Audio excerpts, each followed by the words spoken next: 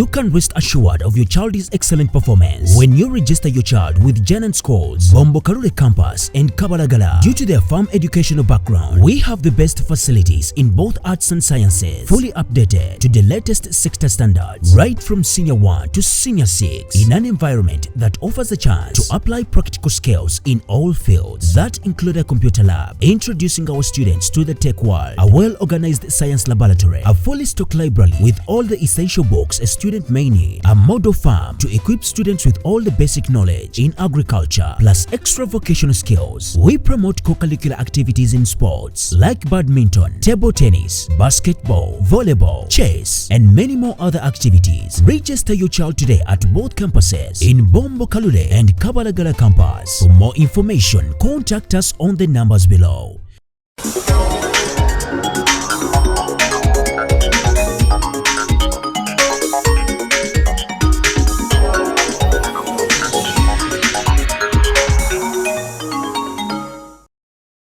Mu mwaka gwa 2019 olukiiko lw'abaminisita lwayise ekiteeso eri minisitule evunaanyizibwa ku butonde okuddamu okwerula empenda ez'ekibira Bugoma, era omulimu guno ne gukolebwa mu mwaka ogwa 2021. Wabula n'okutuusa olwaleero bannabutonde si bamativu olw'okuba nti Alipoota ekwata ku mpenda z'ekibira zino n'okutuuka olunaku olwaleero tefulumizibwanga. This land that is contested is outside the Central Forest Reserve, but today government is trying to open boundaries. So what land, how did they reach a conclusion that actually this land is out Bugoma? So we are requesting government to urgently make public the cadastral maps, which are the best.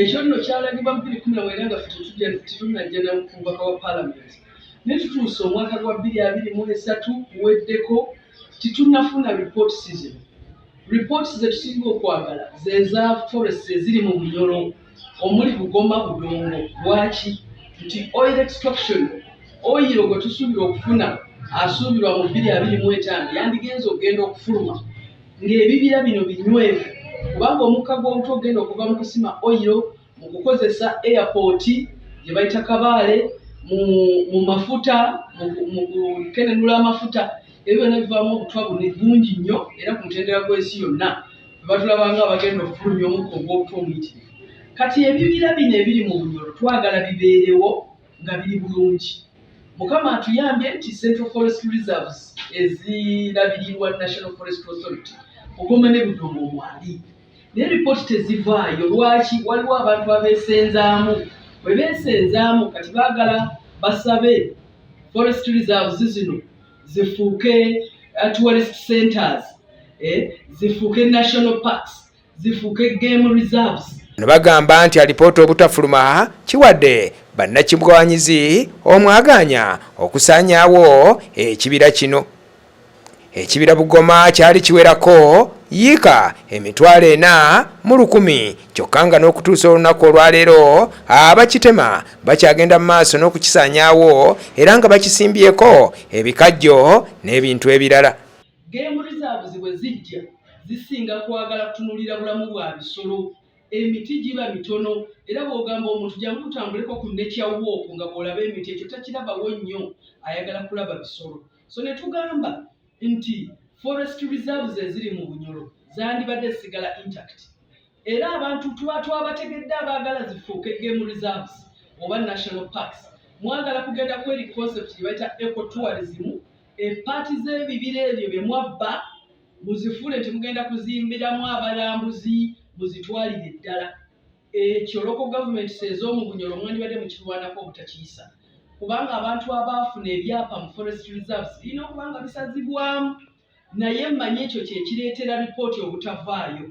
National Forest Authority tuli mu kiseera ekya budget. Tubalinze nga ripooti zino tezizze eza survey boundary mapping nga tezizze ensako mu nsawo zammwe zigenda kubeera zijja kufuna obuzibu. Ababaka tugenda kuba tubabuulira ku nsonga eno.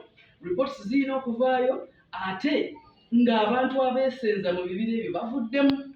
Ekyo kye tusinga okwagala. N'abo abantu abasaba ebibira ebyo bifuuke national parks nakyo ekyo bakiveeko kubanga tekigenda kutuyambako kukola ki okuuma miti bulungi wabula okubanga tuyitimusa ebisolo ate ebisolo tebinyo. Omwogezi wa ministry y'ettaka agambye nti alipoota yaggwa dda kyokka tebamanyi nsonga nabo lwaki tennaba kufulumizibwa. Ripooti eyo yaggwa era ndowooza gwali mwezi gwa 7 omwaka oguwedde cabinet ne submittinga ministry y'eby'ettaka ne ministry ya water and environment ne tusubmittinga joint report ng'eraga cabinet byatutuma okukola ki okukola eyo report tusuubira nti kubanga yali presented nga cabinet memo mu mwezi nga gumu oba ebiri cabinet ejja kubeetuula okusalawo ekyenkomeredde tetwakola ogwaffe twamalira ebiwandiiko byonna cabinet memo n'ebyava mu ssave byonna twabiwaayo mu cabinet. Abakungu okuva mu ministry y'ettaka bagamba nti alipoota yakolebwa dda naye nabo tebamanyi lwaki tennafuluma. Mu bitongole bye twagamba okwetegeka okwetaba mu bintu bino bimwe mwali district land office district local government ey'ekikuube n'eye Hoima, mwalimu National Forest Authority, mwalimu Hoima Sugar, mwalimu MZ Agency, mulimu n'abantu abalala bali claiming nti balinamu ebyapa omwami Francis Atugonza n'ebitongole ebya CSOs abaali beetabaganye nga nabo baagala kumanya ebinaava mu nsonga z'e Bugoma. Bano ffenna twagenda ku ground tukola sensitization era mu mwaka mu myezi ejaddako ne tugenda ku ground ne twerula empenda.